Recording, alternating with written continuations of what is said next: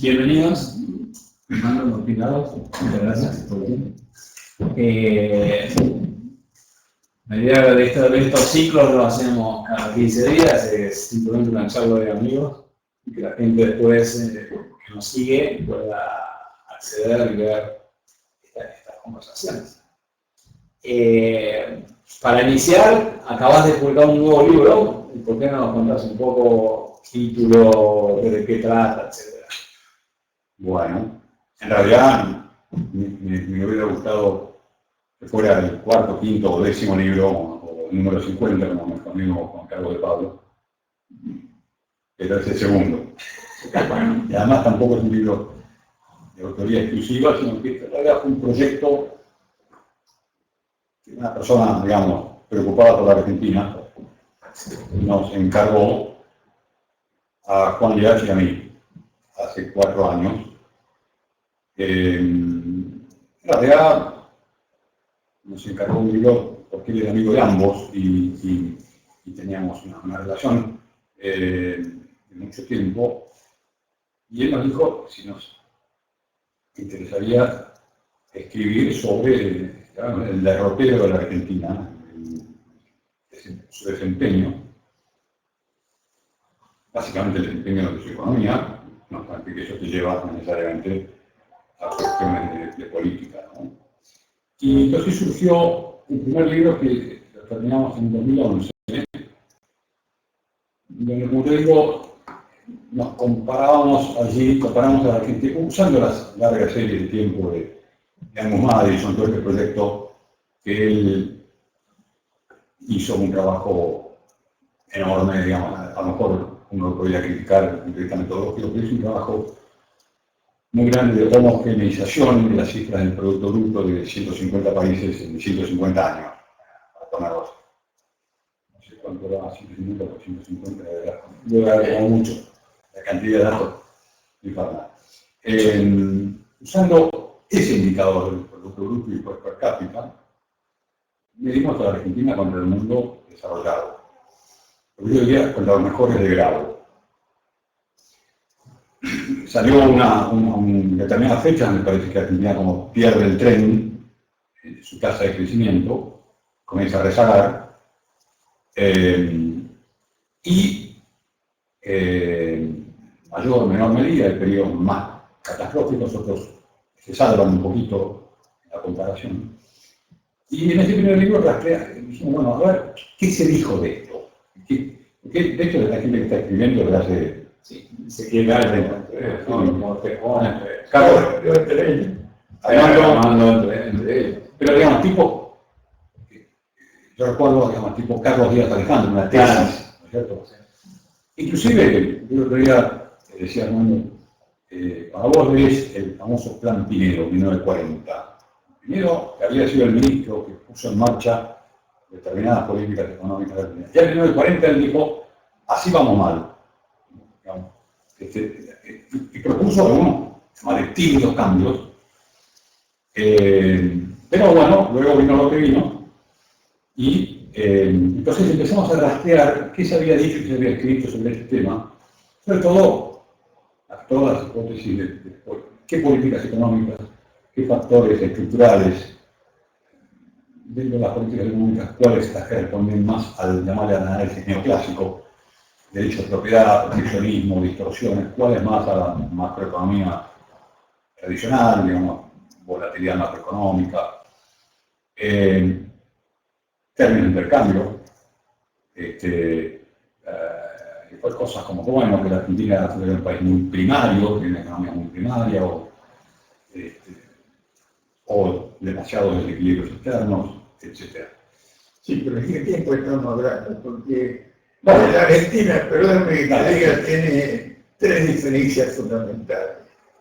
La que inicia con Rosa, que fue un desastre, porque vivía en la Edad Media más o menos, el paupérrima, con 1 millón de habitantes, 80% analfabeto, eso era la Argentina en esa época.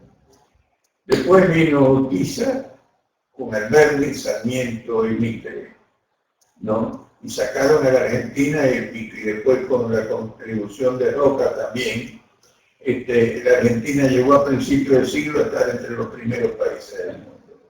Porque no hay nada que hacerle. Lo que yo discuto siempre, últimamente, es que no es la cultura de la gente, sino es el sistema ético-político donde se desarrolla la gente.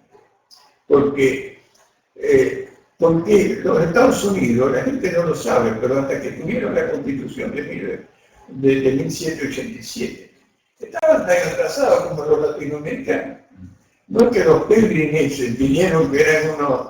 ¿Y de dónde se fueron? De un país donde no había libertad tampoco.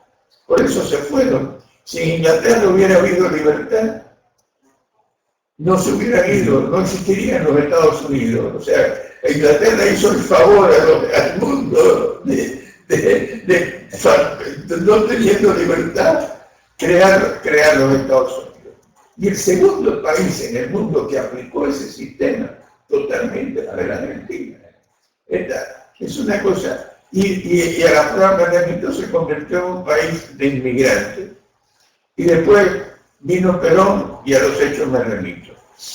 No, bueno, porque tenés razón que los periodos son importantes. Nosotros no estudiamos. Perdona, solo una sola cosa más. Y el periodo del 30, si bien fue un problema, porque, bueno, sacaron a Irigoyen, no, porque el Partido Radical son dos partidos, uno el de Irigoyen y otro el de Alvear, ¿no? Y ahora el de priva es el de Irigoyen, porque Alvear prácticamente no lo considera. Entonces, pero de todas maneras la política que se realizó en ese periodo, también con Pinedo, permitió que la Argentina sobrepasara esa crisis mundial, que los Estados Unidos les costó que la economía cayó más del 30%. Bueno, una cosa brutal. Bueno, eso es lo que digo. Yo estoy de acuerdo, hay periodos muy distintos. Nosotros, especialmente en ellos, nosotros no estudiamos el siglo XIX. Es un siglo extraordinario. Guillermo Armando, Argentina, de 1860, 1870 hasta 1910 tuvo un crecimiento, según la cifra de Madison, digamos así, duplica el mundial. Desde el principio del siglo. No, desde 1860. Ah, ok, sí. Hasta el 30, 40. Ahí, donde el país tenía la Constitución de Alberdi, y digamos, más, uno podría llamar, las circunstancias que atrajeron la migración, muchos vinieron porque había derechos y libertad, otros vinieron porque había tierra, sí, muchos motivos, pero vino un montón de gente, un montón de inversión, y el ingreso per cápita de Argentina, como dice Armando, llegó a aproximarse, a mezclarse entre los países más ricos del mundo. Pero dicen que según The Economist, no sé, porque tú tienes los datos mejor que yo en ese sentido, que tenía un ingreso per cápita mayor que el de Alemania, que el de Francia, bueno, que el de Italia. claro, exactamente. Y porque ya con los Estados Unidos. Notablemente era solamente menor, era menos que Inglaterra, menos que Estados Unidos, y notablemente menos que Uruguay en ese momento. Uruguay, a principios del siglo XX. sí, en 1910, pero ahí cerquita, menos que Nueva Zelanda, y creo que Australia, ni siquiera Canadá. Estos países no superaban. Alemania, Inglaterra, Francia, no hablemos de Italia, estaban por debajo. Lo que, el tema, el impacto, digamos, de las ideas de los derechos civiles y la Constitución de Alberdi, lo reconozco. No, creo que ni siquiera hay que demostrarlo. Los hechos, sí, pero te voy a remitir otro hecho, que se ignora políticamente en la Argentina. Hay a lo mejor entramos en cuestiones que podemos tener matices en cuanto a este problema de la cultura. Yo creo que los Estados Unidos, de los Pilgrims, a ver, cuando Estados Unidos hace su guerra de independencia, las colonias, no todas, varias colonias, tenían algún entrenamiento en elegir legislatura, en elegir un gobernador. había algún entrenamiento. Un poco más que lo que eran nuestras provincias, como el virreinato, donde se centralizaba todo en Madrid. Había un poquitito más de Mira, cuando cultura política. cuando llegaron los pibes, tú sabes lo primero que hicieron, Bueno, pusieron la tierra en común sí. y se morían de Para hambre. 1609. También es verdad, cuando fueron los primeros colonos a la Virginia, fueron igual que los que venían, los españoles venían con hombres que sabían trabajar metales, y con la idea de capturar la riqueza mineral que hubiera allí, hacer trabajar a los indios para él. No había minerales y no había indio. Durante 20 años, con tierra en común, hasta que un día los mismos colonos, digamos, le exigieron a la compañía de colonización, que a diferencia de las españolas no era una compañía estatal, sino una compañía privada, le exigió representación para gobernar y los lotes se dividieron en la propiedad privada. O sea,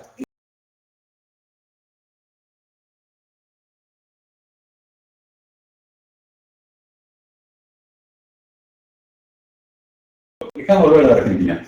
Nosotros dijimos, ¿qué pasó? Que de 1910 para acá nos atrasamos tanto. Hoy estamos en el puesto 40 o 50. Y además, en ese momento, cuando vos tomas el promedio de los 8 países que mencioné, estábamos al 80 o 90% de ellos y ahora estamos al 30% de ellos. Y ahí es donde la Argentina sobrevivió bien la crisis del 30, pero cuando hubo muchos años, la Argentina sale de la crisis del 30, 1934, 35, 36, ya empiezas a notar que la tasa de crecimiento de su producto per cápita empieza como a rezagarse un poco respecto a otros países. No es una pregunta ahí, no es un poco normal, es decir, cuando uno parte, digamos, como la tasa de crecimiento china, ¿no? Si uno parte de un producto bruto relativamente bajo, claro, es fácil alcanzar tasas altas de crecimiento y al menos que seas un Superman, la tasa de crecimiento tiene que tender a bajar. Sí, pero lo logras si cambias el sistema. Claro. Si no cambias el sistema, te quedas atrasado como le pasó a todo el resto. Porque la Argentina... Yo lo que quería entender no es fácil. Lo puedes hacer con las instituciones. Y la prueba es que la Argentina en ese momento tenía un producto bruto más grande que toda América Latina. ¿Ustedes creen, supongamos que se hubiesen mantenido las instituciones, que se puede mantener esa tasa de crecimiento? No, a ver. Es difícil hablar de la historia contrafáctica. Yo no veo que la Argentina iba a sobrepasar a los Estados Unidos. Me parece difícil imaginarlo, pero nos podríamos haber mantenido en el pelotón de punta. Sí. ¿Ok? Sí.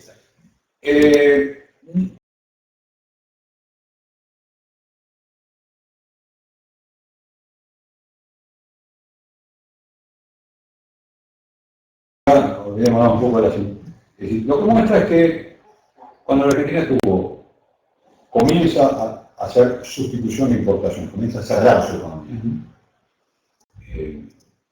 Bueno, es uno de los motivos, pues veremos. Luego profundiza el cierre de la economía con Perón.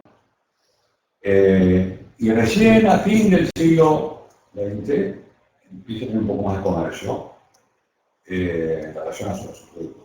Y cuando tuvo inflación descontrolada, alta inflación, claramente estas variables están asociadas con los periodos de peor desempeño, con los periodos en la clase social se mayor. ¿Okay? También hay algunos otros factores, que yo lo voy a mencionar, la misma volatilidad de la economía, el hecho de que tenemos crisis cada... Pero tú no. Ahora, déjame terminar. En cambio, por ejemplo, cuando vos comparás el desempeño de la economía en estos, menos de 70 años finales del siglo XX, vos comparás con los términos de intercambio, los famosos precios de nuestros commodities, te da de todo. Hay periodos que nos fue muy mal con altos precios, periodos que nos fue muy bien con altos precios, periodos que nos fue muy mal con bajos precios y periodos que nos fue bastante bien con bajos precios. Es decir, ciertamente ese factor le pega a esos años, incorporan a los diferentes. Pero cuando vos mirás, claro, o sea, la culpa de lo que le pasó a Argentina no es del precio del trigo o del precio de la soja. Bueno, en realidad tenemos que buscar acá. Hoy en día podemos decir que todo lo que es tecnología va perdiendo en términos relativos, porque todos estos aparatos bajan de valor y no significa que estos países se retrasan, al contrario. Bueno, gracias. Entonces, lo que hemos discutido con Armando y con mucha gente, porque es cuál es la raíz o la génesis de estas políticas que nos han llevado a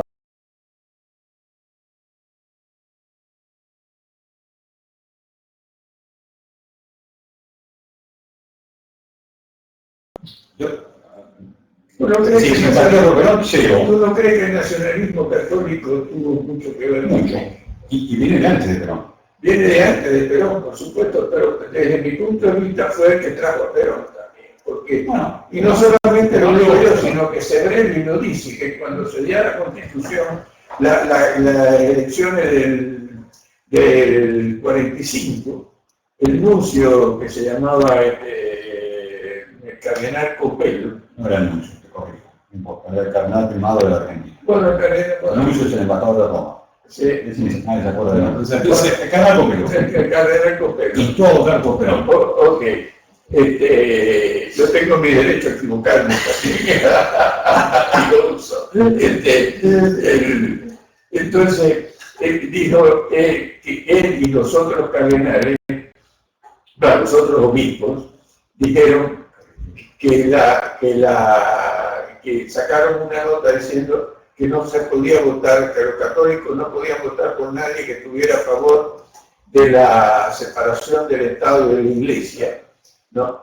Y bueno, y ahí, porque aparentemente esa era una de las proyectos que tenían los que estaban en contra de Perón. Mira, Pero el nacionalismo católico es una lacra, incluso una lacra para la propia iglesia, con mi particular punto de vista.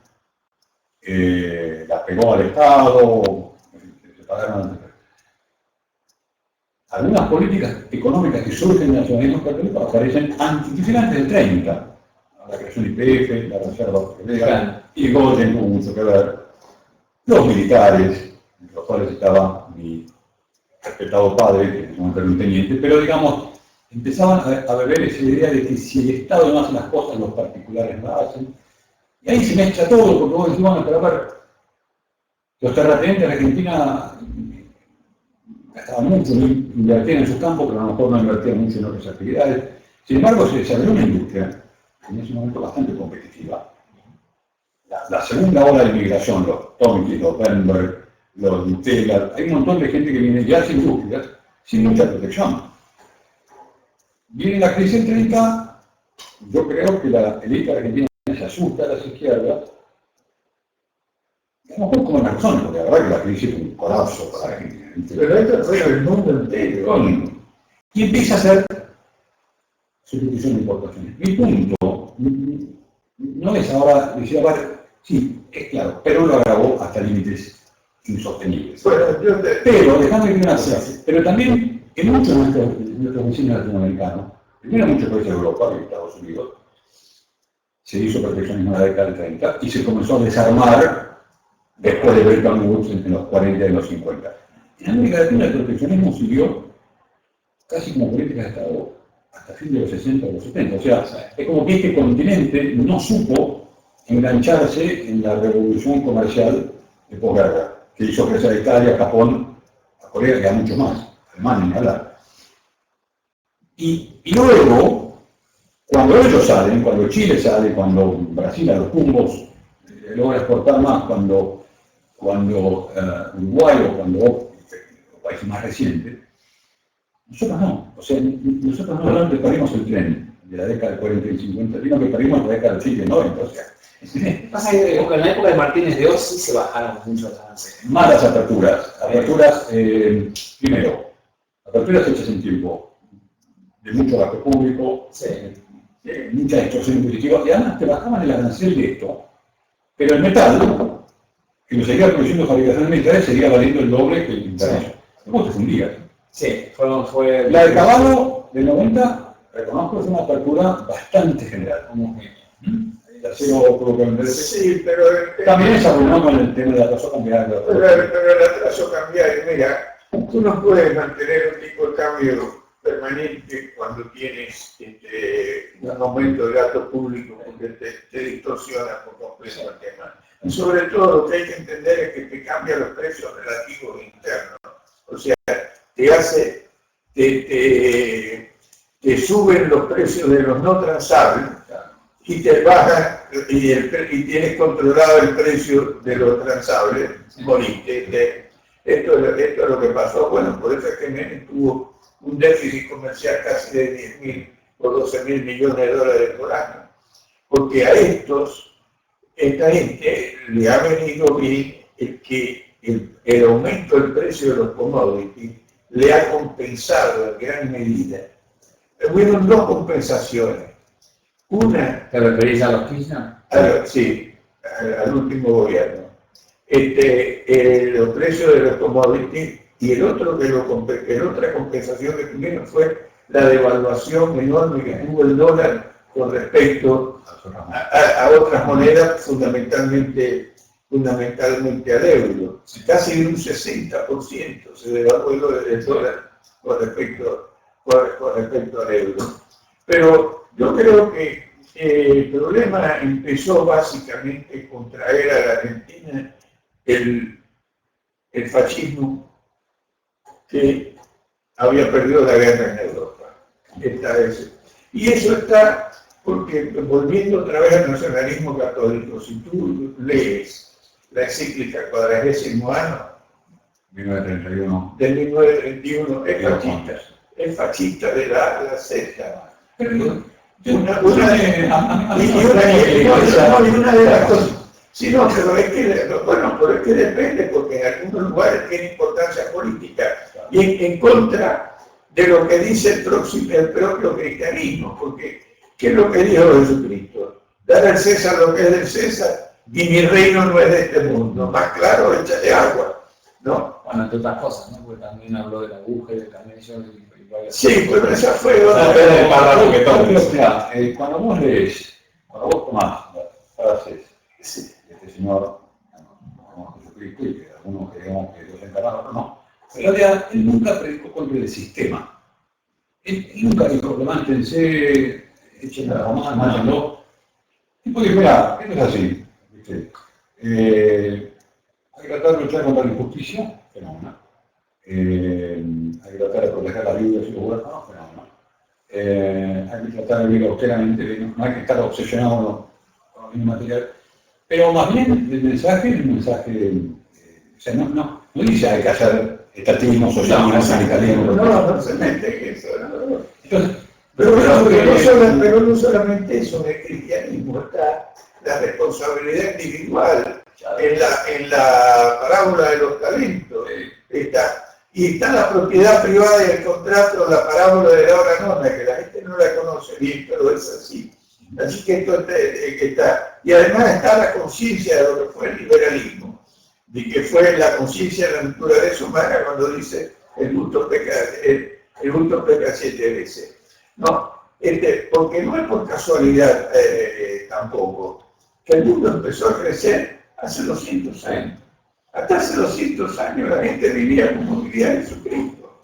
Hoy se te va la electricidad en la casa y te quiere pegar un tiro directamente. Sí. El mundo vivió sin electricidad hasta hace 100 años, 120 años más o menos.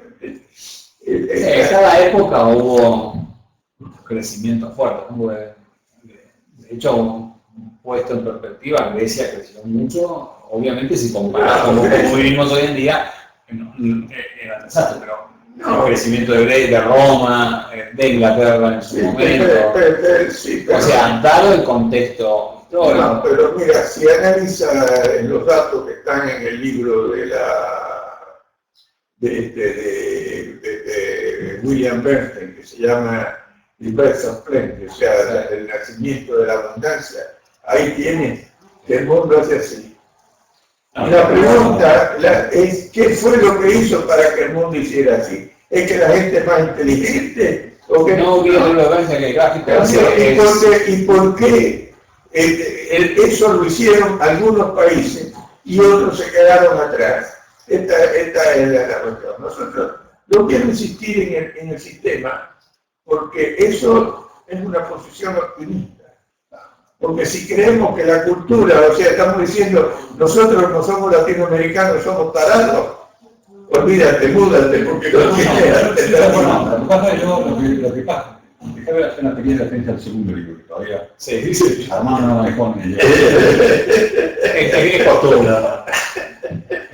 Y después de habernos comparado con el primero de grado, como digo, contra los primeros de grado, vimos que también contra los compañeros de campo, Claro. Uruguay, Brasil, Chile, vamos a Nueva Zelanda, que es un país que también tuvo sus décadas de laborismo, proteccionismo, su retraso. A vos el PIB de Nueva Zelanda per cápita también se retrasa respecto a los países nórdicos.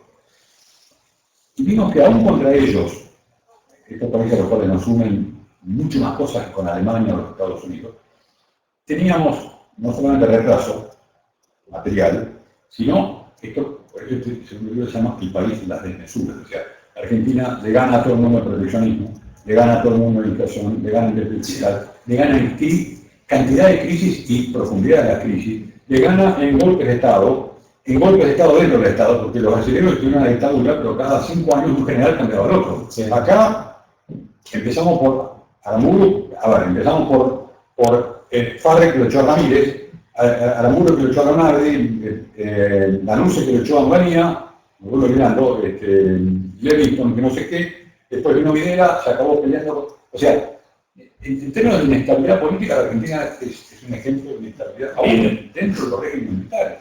No es un Pinochet que gobernó 17 años, Claro. no sé. Entonces, vos empezás a ver que la Argentina, yo no digo que seamos burros ni estemos condenados. El libro es una observación y un diagnóstico. Es una recomendación para los jóvenes, no para nosotros, los que entran hoy en el PRO o los que entran hoy en la Unión de UNEN o en lo que fuera, o en la UCD, que aprendan a corregir los errores de historia. Como decía Einstein, lo posible aprender los errores del lado, no los tuyos, no. Es más barato aprender los errores. Bueno, ahora, obviamente si uno empieza a revisar la historia, hacemos gran matices. Yo tengo una posición más crítica del peronismo dentro de este proceso. Yo diría de Perón en particular, Juan Domingo Perón, no. Que por ejemplo la que tiene mi coequiper Leach, simplemente por la experiencia histórica que hemos tenido, pero él mismo me dijo, y yo cada vez me doy más cuenta que el peronismo, o sea, a medida que pasan los años, me va aumentando la sensación de que el peronismo tuvo una gran culpa. Fascismo, nacionalismo católico.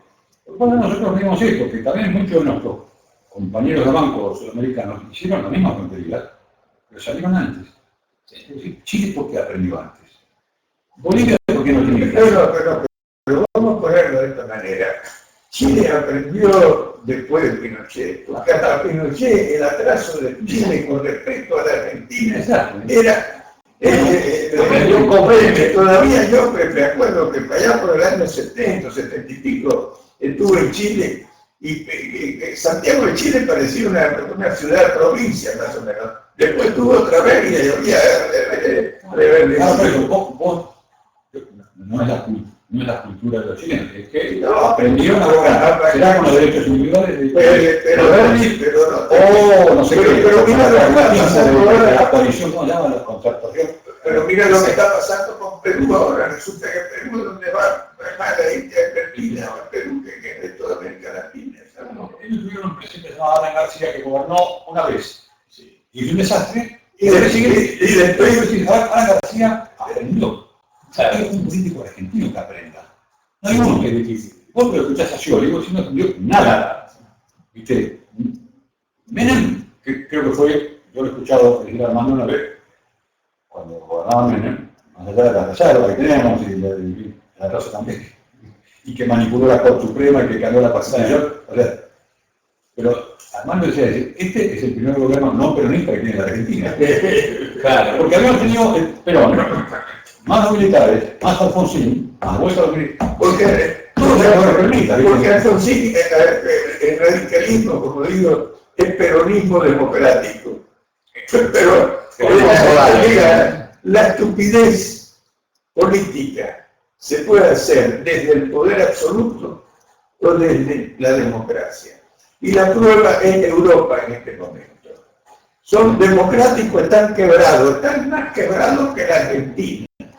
Sí, pero Francia había comprado bonos de Sí, yo no sí, bueno, pero porque tienen la fama y la reputación y la Argentina no, contrario. no están tan logrados. Óyeme, mira, Francia tiene un gasto público del 57% del Producto Bruto. Sí.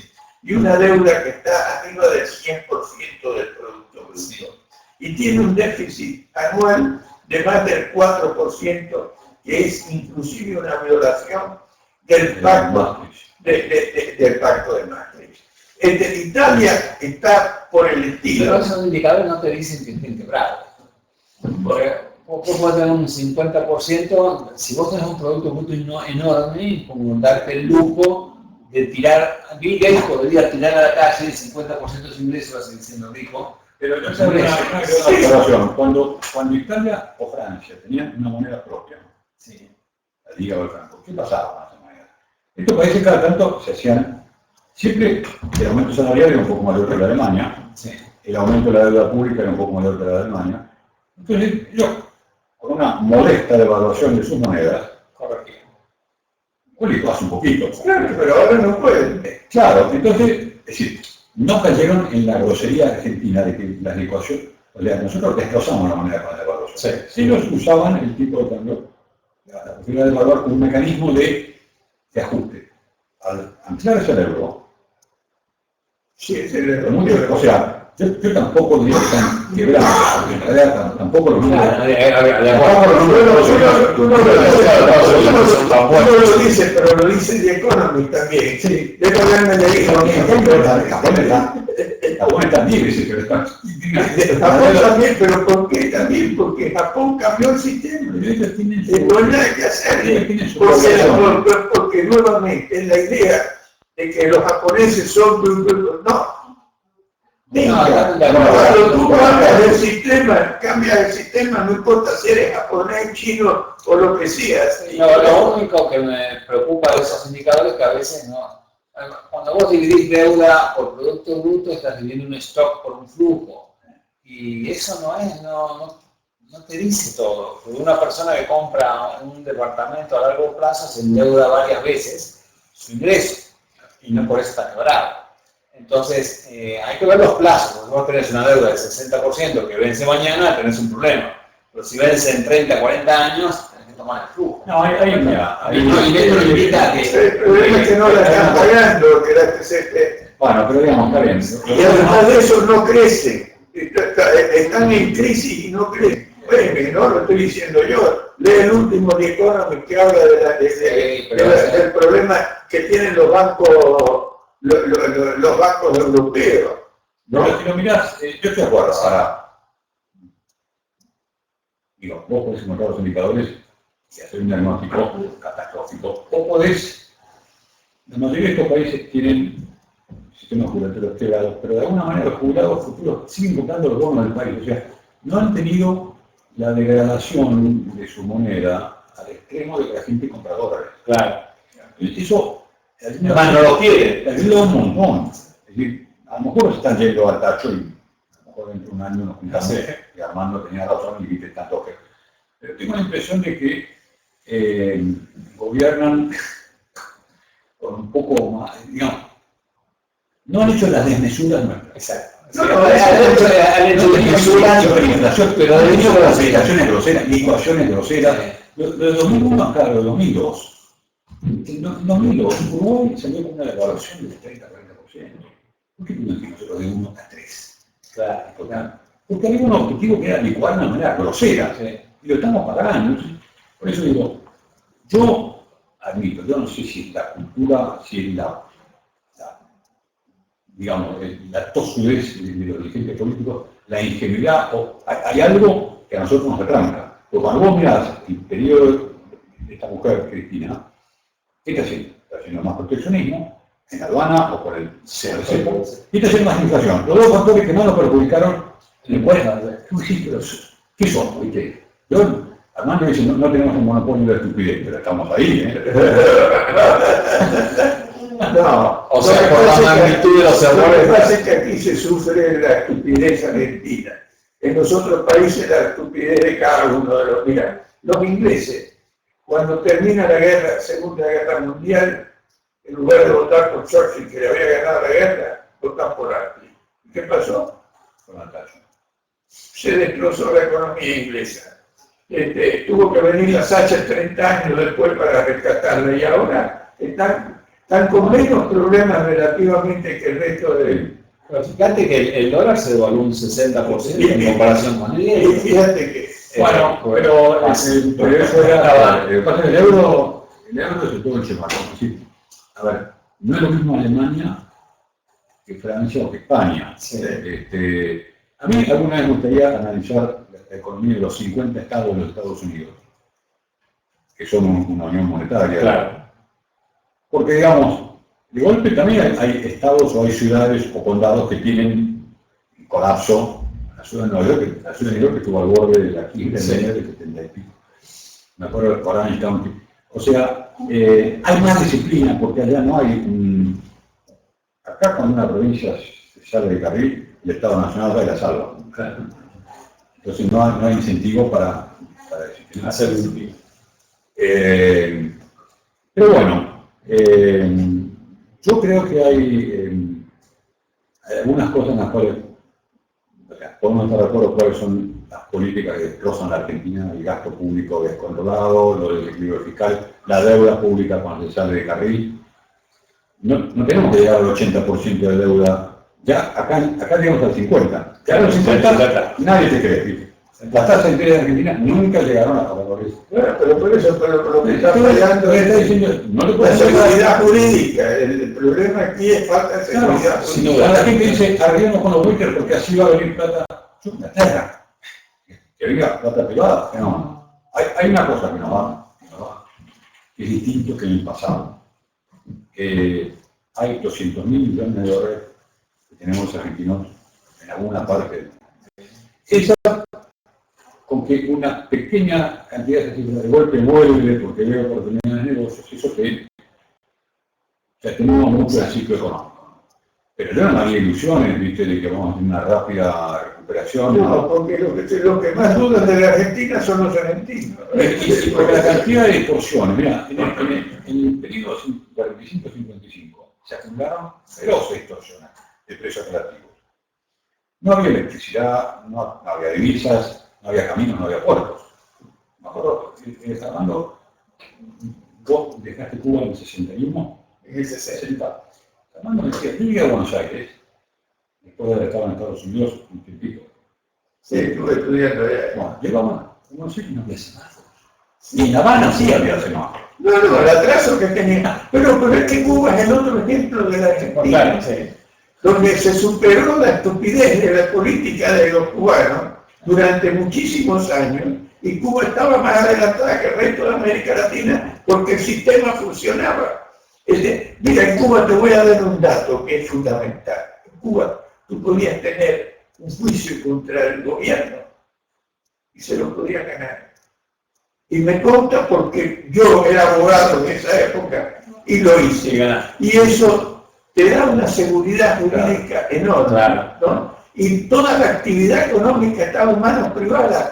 Por eso tú pedías un teléfono en Cuba en esa época, te mudaban, te lo daban al día siguiente, te lo traían. Aquí costaba 15.000, costaba un teléfono casi más de lo que... Y después de un año o 2 años. Bueno, un país que había estado, por eso no reconocer el desastre que hizo Perón, es uno de los problemas de la política argentina en este momento. Además, porque fíjate lo siguiente, lo que quería agregar a esto. Cuando llegó al gobierno la Revolución Libertadora, que duró 2 años y medio, que después vino Frondizi, que duró creo que 3 años y medio, en total 7 años. Pero ¿qué pasaron las de Caín? Digamos, uno puede criticar, no sé, tratar de desentrañar el despelote que habían estado los peronistas. Le llevó a la gobierno Libertadora y a Frondizi, le llevó los conflictos, huelgas, tuvieron que liberar el tipo de cambio, tuvieron que reorganizar la electricidad, las tarifas, poner las tarifas de precios. Recién, 6, 7 años después, vino IDIA y IDIA recogió un poco de inversión que se había hecho en tiempo de crisis Y la destrozó. alguna mala inversión, porque la industria automotriz no es algo de lo cual Formici debería estar orgulloso, pero hubo inversión petrolera, hubo inversión en algunos sectores de industria petroquímica. De manera que no se sale de esto en 6 meses con buenas intenciones, ¿viste? No se sale de 10 años. No, pero sí comete los errores. Mira, en 1959 la Argentina exportaba 900 millones de dólares. ¿Sabe cuánto exportaba el petróleo? 360 millones de dólares en petróleo. En 1962 la Argentina exportaba petróleo.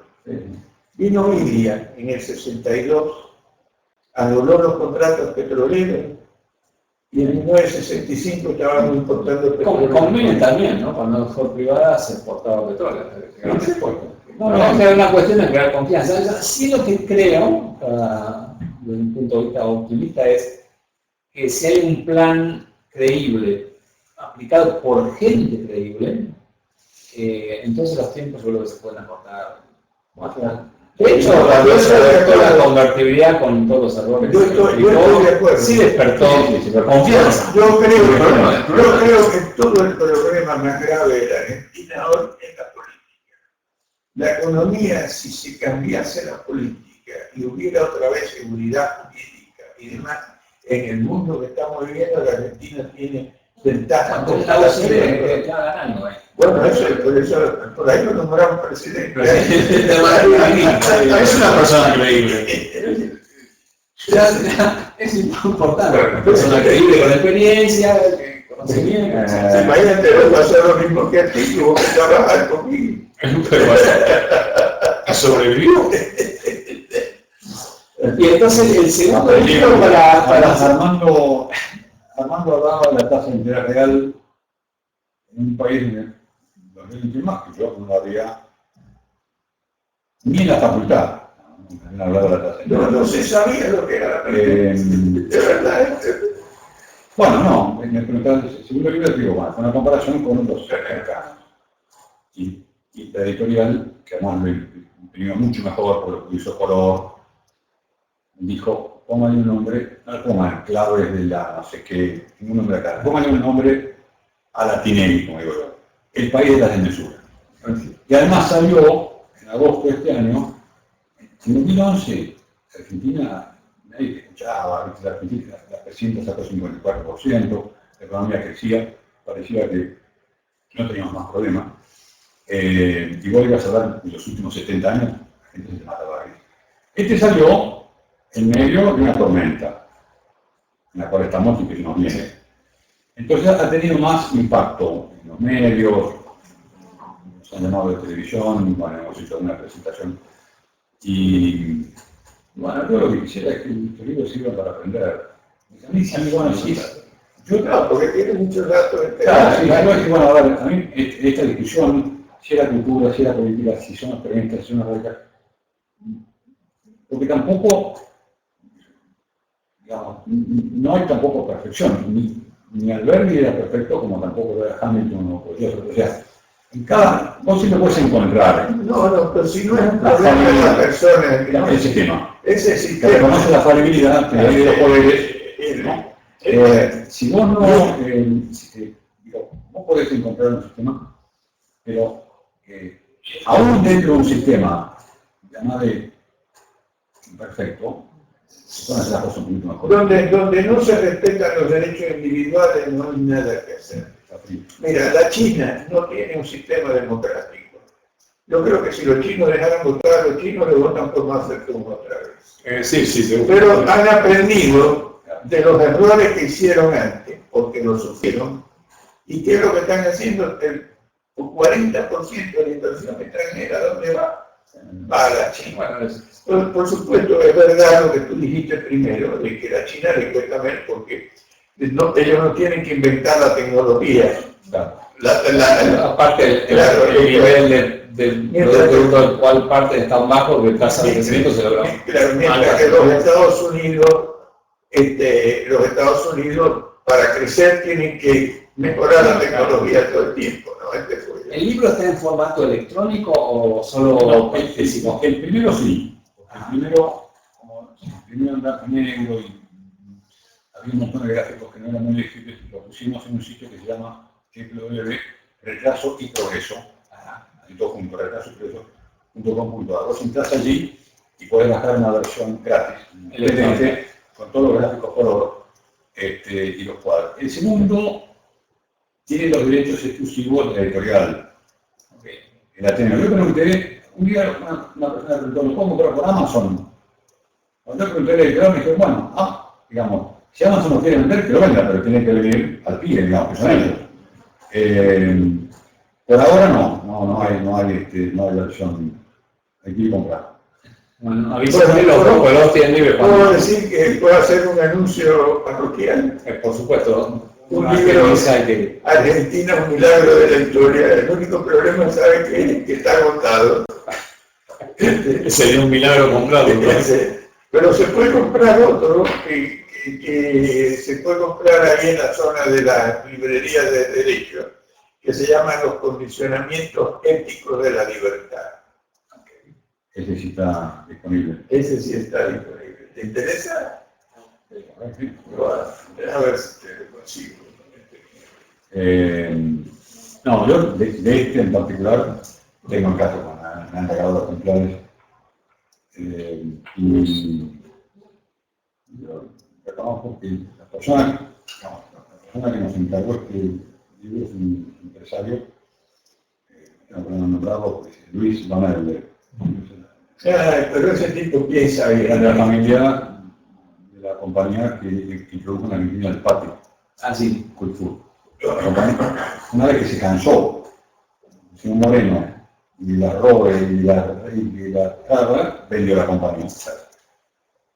¿No es cierto? Y él, tal vez preocupado por sus hijos, él financió esta investigación. O sea, entonces, desde ese punto de vista, encima, generosamente le mandó 100 libros de regalo. Así que yo regalo los libros no por generoso, sino para sacármelos de encima de mi casa. Así que mucho gusto te voy a mandar uno y... No, compro. Hoy tengo que ir a comer al patio de manera que seguro y de manera que tengo a Jenny, seguro que está ahí el libro. Sí, está toda la Jenny y todos la tenemos. Cuando puedan sacar ambos los libros en formato electrónico, nosotros tenemos alumnos en toda Latinoamérica. Y creo que estas cosas, claro, la distribución electrónica es mucho más fácil. Porque sí nos gustaría dar estos tipos de libros para leer, pues que nuestros vecinos aprendan además de nosotros para no cometer estos errores, ¿no? Pero la Argentina es un aprendizaje. Bueno,